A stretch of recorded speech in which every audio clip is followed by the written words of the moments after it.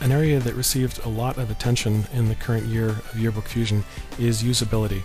We've made it literally one click to build a yearbook panel, assuming that you've got a correctly configured PSPA CD. So this is what the CD looks like normally, with file names, grades, and so on. But you'll notice that we've added a new field called Department. Students are called they're all in the student department, and you'll see that there's groups for faculty and support and administration and so on. That's part of the PSPA 2010-11 spec. LumaPix is a member of the advisory board, and we managed to get the spec changed to include this. What this does is it makes it simple at import time to say, oh, if this person is a member of the administration, then they belong on staff pages, and they can all be grouped together by department. We've also added two optional fields, title and salutation. If you want to know if it's Miss Jones or Mrs. Jones, the salutation will allow you to specify that, and for students you don't actually need a salutation. And for the title, most students you'll never see the title, but it's nice to know on a staff page the difference between a teacher and an assistant teacher, that kind of thing. These are all optional. You don't need to have a title or a salutation. We really recommend having the department field filled out because it makes the presets work, as I'll show you. Just to put your mind at ease, if you receive a PSPA CD that doesn't include a department field, you can easily add this information in the organizer. Let me just very quickly show that. Once you've done the import, you can simply select an individual and say make into administration, staff, and so on, and that will set the fields which are used by the preset. So it's really literally a one-click operation to build, let's say, students by teacher. So this is going through the database and finding everybody who was marked the right way to show up on the student pages. And you see we've now got 11 pages, and it took me one click to build this entire book. There's the Derrock class, there's the Germain class, there's the Hebert class, and so on. It was one click. It was very simple to do. I can change my mind and say let's do it by grade, and it once again goes through and rebuilds everything. So these are presets. You can save your own. If you've set up some configuration you like, you can say save it as a preset, and then the choice will show up in this list. Now, the top level preset controls everything, and to show you what that feels like, I'll say choose a completely different style of layout. The staff pages, they're different. The labels are underneath, the headers are centered, everything is centered on the page, and it's grouping by the department that people work in. I see that I've got two pages, on page 2 the support staff, and on page 1 everybody else, so I'd like to change that. We've taken in simple mode several controls that we think are really useful and brought them together into a single page. So in order to have everybody fit, I want to have a different number of columns, and I'm just dragging to interactively resize the number of columns like this so that they all fit. The next thing I notice is that the names are a little bit too small, so here, staying on the simple side of things, I just go to the label size, press and drag left and right, and you see that I can adjust it until everybody fits. This is wonderful. It's literally a couple of clicks to build an entire book. I'm going to go back to the Students by Teacher to show a few new features as well. You've seen having the labels on the side of the panel, and you've seen them underneath the images. We now have a new mode called Labels Beside Image, which looks like this. And if I were to play with the number of columns, I'll bring it up to 3 and then 4. You'll see that it's laying it out like that. You've got options, whether you want to have picture, name, or let's say alternating, like this. You can play with these options. They're all quite simple, and there aren't so many of them that it's confusing. There's only about 10 things here. So I'll bring this back down to 2. It's simple to work with. I want to point out that there is still the advanced mode. You still have enormous control over the population, the panel layout, the header settings, and so on. But we truly don't think this is going to be necessary for 80 or 90% of the time that people are working with this. I'm just going to choose a different preset to show one final new feature here. We're now looking at students by grade, and I want to illustrate locked, which does what you think it does. It basically turns off changes to the panel. but also manual. This will make people happy because it allows me to select panel frames and move them around. So I can do, for example, this sort of wave effect that I'm building right now. There we go. So you can pick up anybody. Let's grab the teacher and resize him, for example, like this.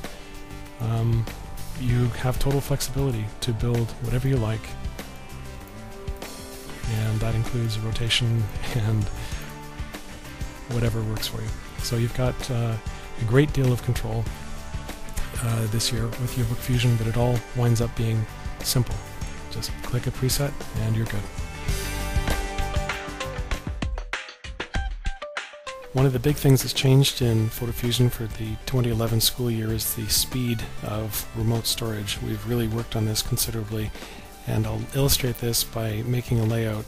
I'm just going to take this picture of these kids and put it into a layout with, let's say, a paper in the background and a frame around it. I'll add a little bit of text to the Polaroid saying, for example, first day of school.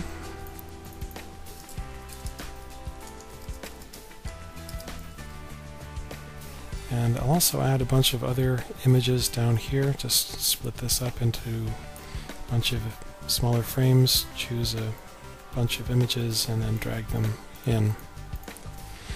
So that's just a quick layout, and the point of this illustration here is that when I say save as to remote storage, it looks at the Amazon cloud storage and allows me to say, let's call this first day out.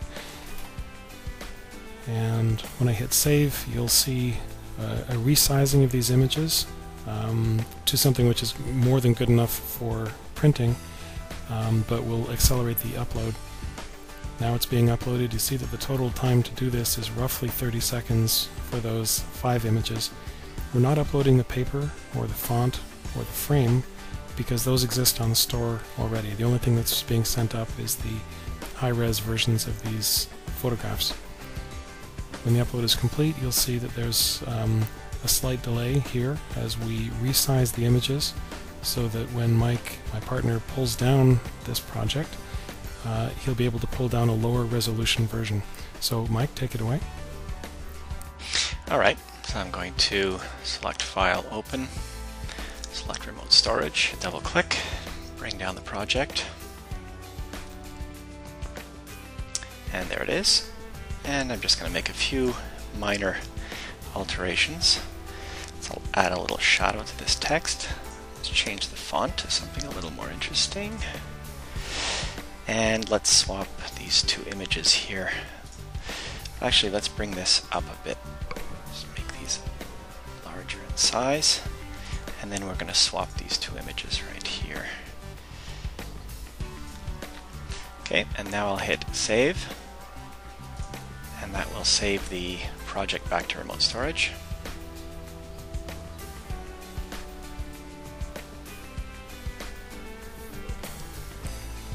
And then I'll just do File, Close, and Mike, take it away.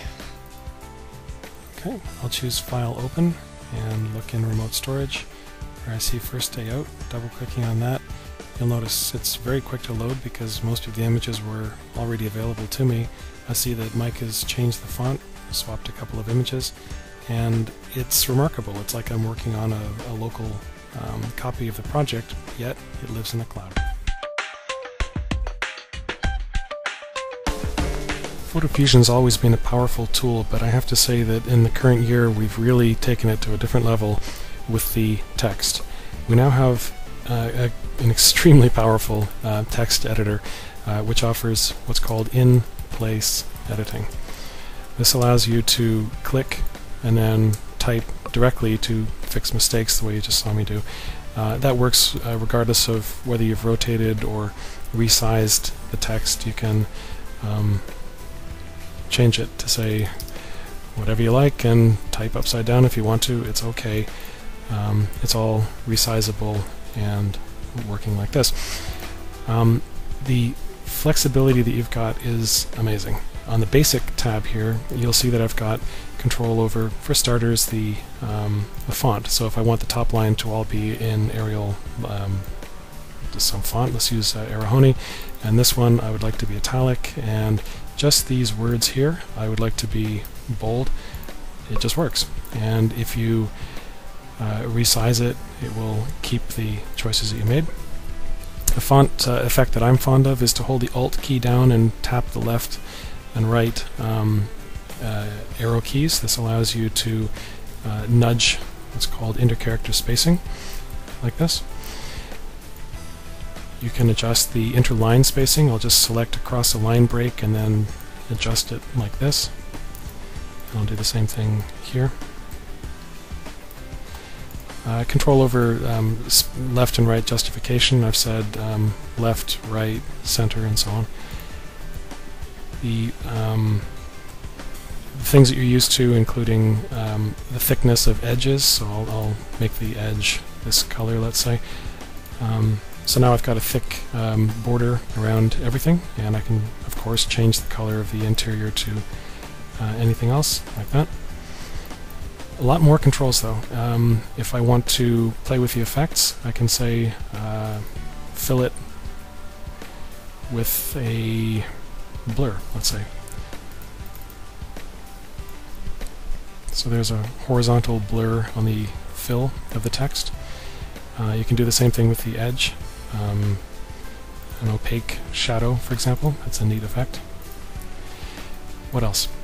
Under Advanced, you'll see we've got control over skew. Let's just take the word awesome and skew it more or less. Let's play with the offset, which is the offset against the baseline, or the rotation. So now I'm rotating the characters in place. The area type, that's a really interesting one. I'm going to delete this and start over. This time around I'm going to say lock the size, so that whatever size I choose is applied to everything. And I'm going to take a large piece of text, and I'm just copying something out of the Wall Street Journal, and I'll paste it in, and I'll say I want everything to be smaller.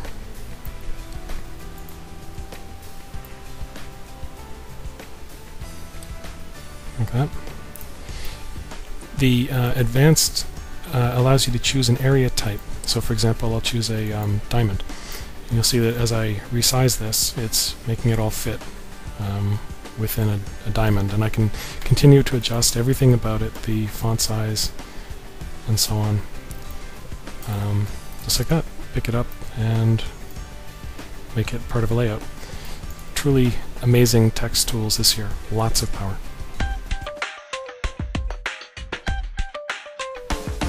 One of the great new things available in Yearbook Fusion 2011 is the Dropbox. This allows the yearbook administrator or the publisher to give a link out to other people at the school so that they can drop images into a web page and have them be available to the yearbook administrator without all those other people needing to have Yearbook Fusion installed. So let's say I'm the yearbook administrator. I go to the gallery, and you'll see that I have at the top level, as a publisher, I have a folder called Acne Yearbooks and one called LumaPix Clipart. When I go inside that, I find a folder called Dropbox. And again, if I go into that, I see a bunch of images and folders and a URL, an address, which I can take and copy and then paste into either an email or a web page. I can dictate it to somebody. What I'm going to do is to put it into Skype. Just copy and paste into Skype, and my partner Michael, who is at a different city, will be able to click on that link. And Mike, why don't you describe what you're seeing? Yeah, I just received a link from you. Okay, I'm going to click on it. And up comes Internet Explorer. And here are the images that are currently in your Dropbox.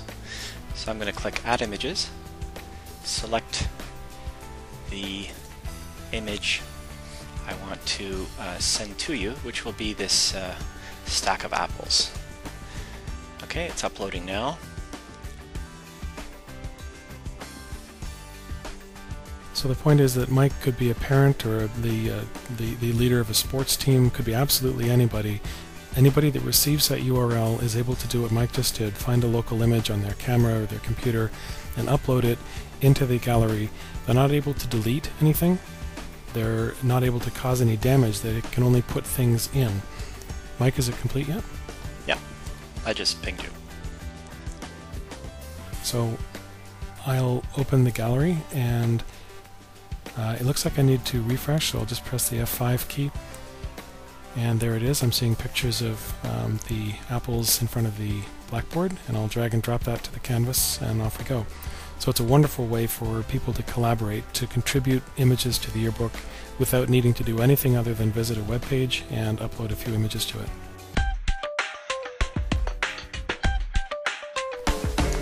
We've really added quite a bit of graphics to the gallery in response to feedback. You'll find that we now have 4 separate folders in the clip art folder, one holding clip art, another with covers, headers for the top of panel pages, and paper textures. In particular, in the clip art, it's the same organization as we had in previous years, but we've added quite a bit. You'll find a great deal more in the way of religion, for example. There's a lot of demand for this style of graphic, and so it's all there. You simply drag it off the gallery onto a page, and you're good. There's a lot more elementary school themed stuff as well. Let's go and find stuff, some of which was previous in last year, some of which is new to this year, but we've added hundreds and hundreds of pieces of clip art. You'll also find a series of covers, and these are all new. Of course, they need to be applied to a cover page, and so I'll create a new blank cover sheet, and then back in the gallery I'll choose, let's say in the elementary section, let's go with this one. I'll just drag it and drop it to the outside, and it will be dragged and downloaded and applied to the background of the entire page. And if you want to try a different one out, then just let's go with this one, drag and drop it, and it will be applied as the background, and then you're free to add, for example, the school name like this, and so on. These are just graphics, and so if you decide that you like it and want to use it as a regular frame, that's fine.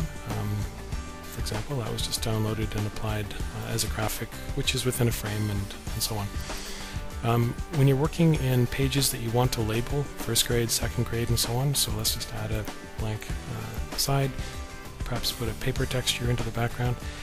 You can put a label at the top of the page, what we refer to as a header, so I'll just use that paper, and then we'll go back into the gallery and navigate up to find headers. So there's a lot of these.